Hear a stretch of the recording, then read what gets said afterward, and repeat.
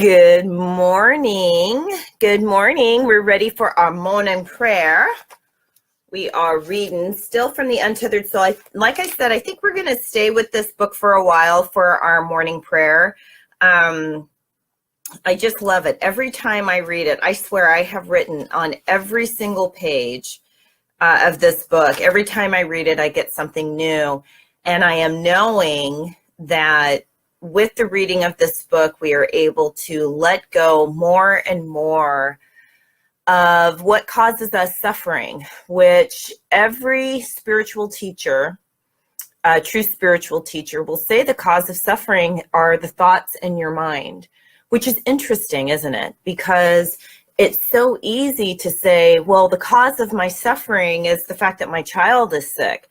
The cause of my suffering is that my partner is an alcoholic, as an example, or my partner, isn't a real partner. The cause of my suffering is my job. The cause of my suffering is the fact that I'm in $200,000 worth of debt, as an example. Yes. So it's so easy for the mind to say, well, these are clearly the causes of suffering. When you practice, right, law of attraction and new thought, oftentimes we say, well, my inner creates my outer reality. Now, that actually also causes suffering, by the way. The whole, this whole teaching that there is a power in the universe, the power that is the foundation of the universe is my power too, and I have the ability to use it, is meant to be empowering. But oftentimes when things aren't going well in our lives, we think, well, how did I create this? How did I co-create this? And oftentimes that can make us feel overwhelmed. It can make us feel guilty. And it can also make us feel resentful, right? And just burdened. I already said overwhelmed, but burdened.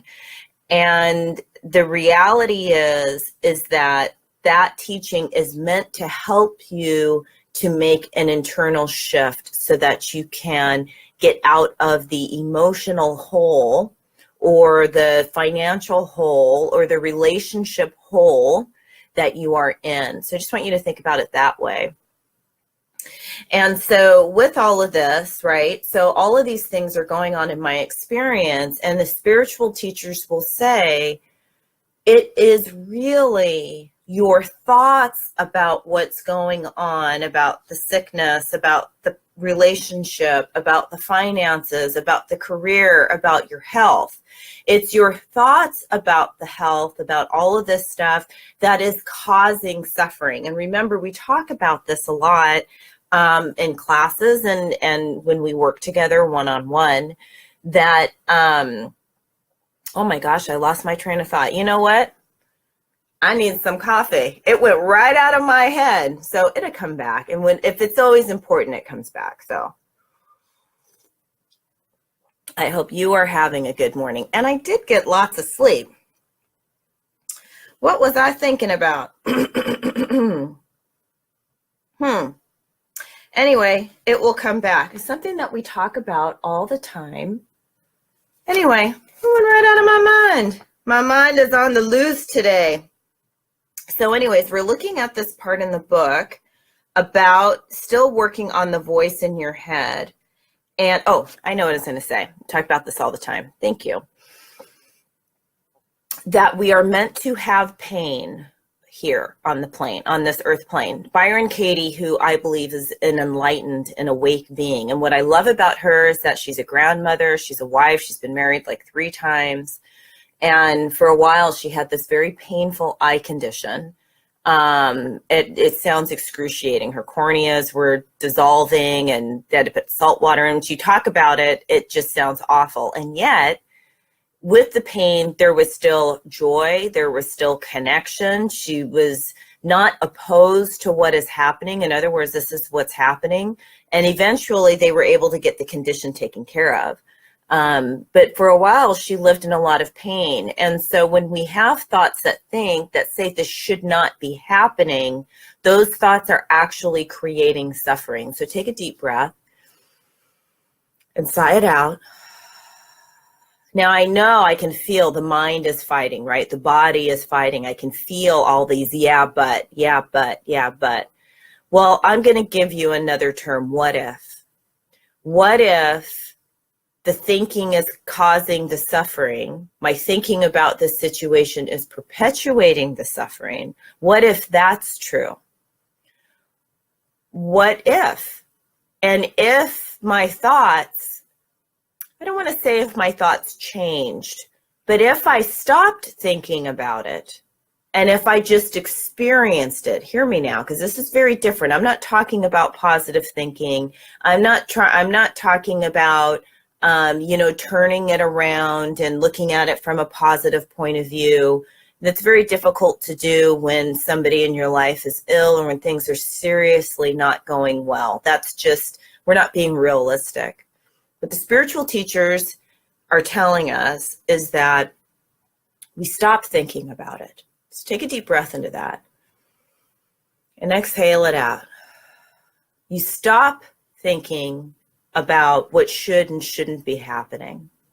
And instead you rise up to meet the experience without the filter of mind, without the filter of your thoughts. So this is what he says about this, that we talk incessantly. Isn't this good stuff? I know it's good for a Wednesday. It's good for any day.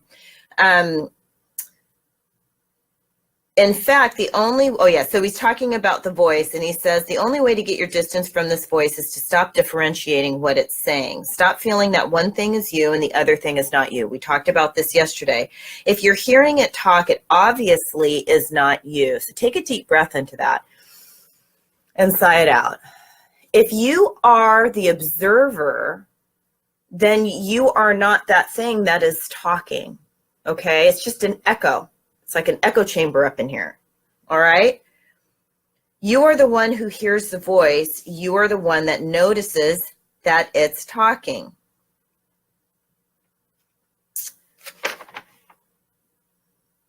So there's another part in here that I wanted to share with you. You may want to think of yourself as the part that says the nice things, but that's still the voice talking.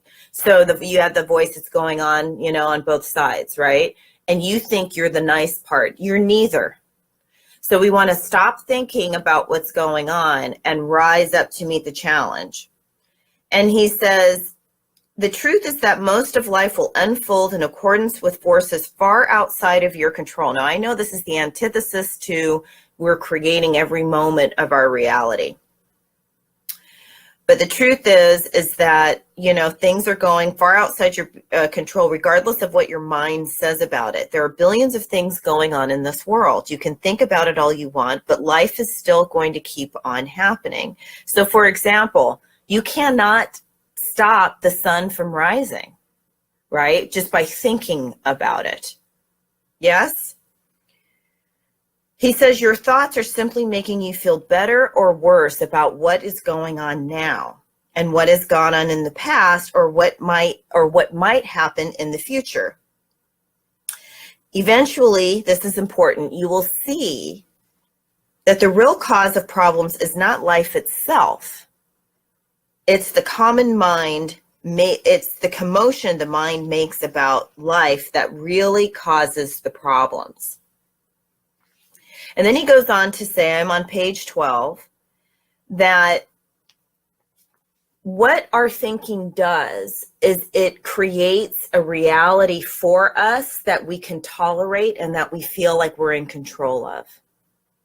I really want you to get this book and to read it. This is going so perfectly with our chakra book because he talks a lot about energy and opening up the heart later on in the book. So what you end up experiencing is really a personal presentation of the world according to you, rather than the stark, unfiltered experience of what reality is out there. The thinking is a mental manipulation of the outer experience. It buffers reality. Your consciousness is actually experiencing your mental model of reality, not reality itself. So we're constantly recreating reality in our mind, and that's where we're getting the suffering. And so that's why I say we're just going to stop thinking about it. And I mean thinking about it, not that, there are things that I need to do, right? But the constant looking at it and trying to figure it out, it just is. It just is. And in that space of it just is, this is what's happening. There's a space that opens up, right? And actually, we're stepping out of the power struggle and stepping into the present moment, right? Where all of our resources, all of our power, all of our wisdom, all of our love, that's where it is. It is in the present moment. This is magic. This is magical stuff. So we just stop. We just stop and we breathe and we get connected into the body, because the body is always now, and your attention cannot be in two places at once. So if my attention is in the body and the feelings in the body, and I know that this can be very frightening, because now we're going to experience reality as it is. And in that moment, because we are human, I had somebody say we're not human beings, we're actually human doings. There's something that we do need to do. It will come up organically from that moment. And so what we're doing is that we're living in response to life, and we're living in partnership with it. And then this is the end of suffering. Yes? Yes, it's such good stuff. All right, reality is just too real for most of us, so we temper it with the mind. I love that. I always like star it and underline it again, because reality is just too real. So this is what we are knowing. So I'm hearing, how do I do this? And I just told you. So the practice is throughout the day to practice staying connected to the body, to feel your feet in your shoes, to feel your feet on the ground when you walk. It is to be present. That is the practice. Remember, if my attention can only be in one place at a time, my attention is either on the incessant chatter that is not me, the incessant chatter that's making life work for me or not work for me, making me comfortable or not comfortable. I am committed now, and I want you to join me in this commitment, to being completely free from mind. I am master of mind. I can use mind for my good, right? I can use mind to create, to co-create certain situations, but I am no longer going to be used by my mind. That is our prayer today. I am no longer going to be used by my mind. And so in knowing and making that affirmation and making that commitment, we come into the body, we come into the refuge of the body, and in the refuge of the body, we move deeper into the present moment. You are not your thoughts. You are the master of mind, should you choose to use mind, right? We are partners with life. Life is for us. It's never against us. It's always for us, right? This is so far beyond positive thinking. This is why positive thinking doesn't work. It doesn't work, because there's a part of us that is resistant to the positive thoughts when, what's going on around us is contrary to those positive thoughts. All right, I think I've said enough of that. So feet flat on the floor, eyes closed, chin tilted slightly down so the back of your neck is nice and long. But you can move around for a minute and just get loosened up. And let's take 3 ha breaths together. Inhale and exhale. Inhaling and exhaling. Inhaling and exhaling. In your mind's eye, imagine now a golden light coming down from the heavens into the crown of the head. The golden light moves down the length of your spine. The golden light fills the tips of your toes, the tips of your fingers, fills the entire inner body with light, love, joy, power, ease, and peace. The light fills the inner body. The light spills out from the body so that the light is all around you. In fact, in your mind's eye, imagine that the light is this big bubble of light all around you, protecting you, keeping you centered.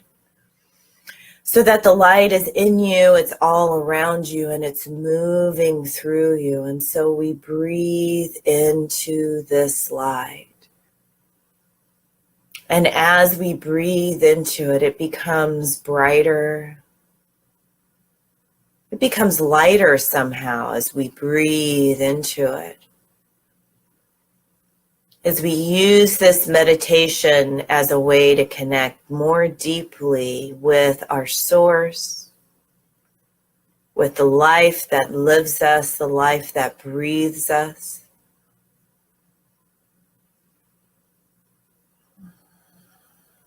And we lean into life.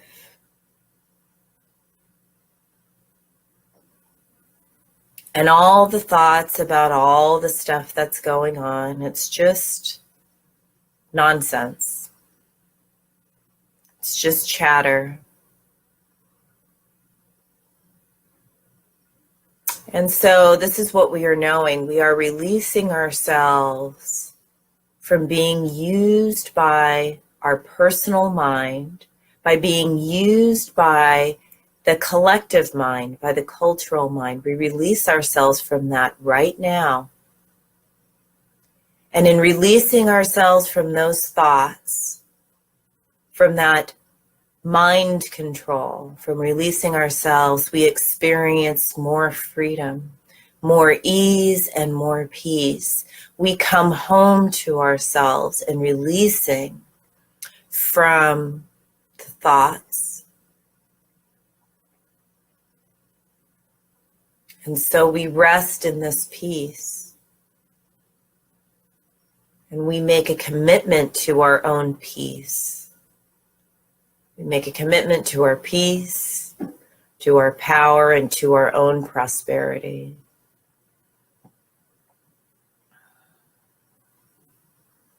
Inhaling.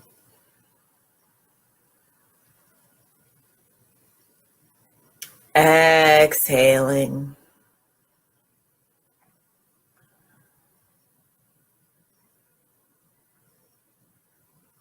And let's take a few more breaths into this space.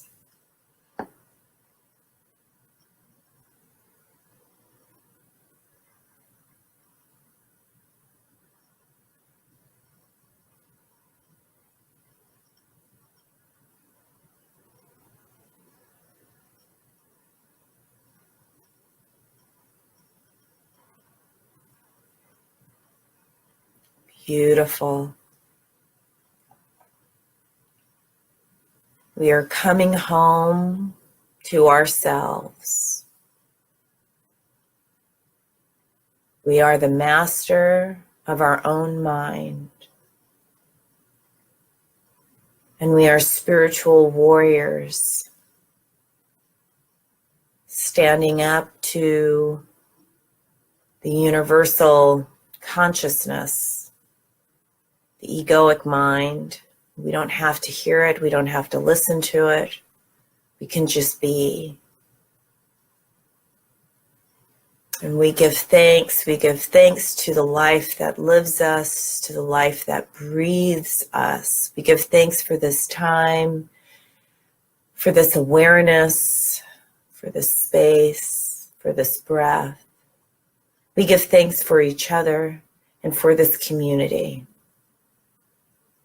knowing that our good spills out from us and into our family lives and into the lives of our community and into the lives of the world, the people in our world. And so inhale and exhale very gently, opening up your eyes, coming all the way back to the room. Give yourself a hug and give yourself another hug. Yay! Okay, so this is good stuff, right? Yes, I know. All right, go away and have a wonderful day or evening if you're watching this later, and I will see you here tomorrow for more Untethered Soul, because I know you want to read it.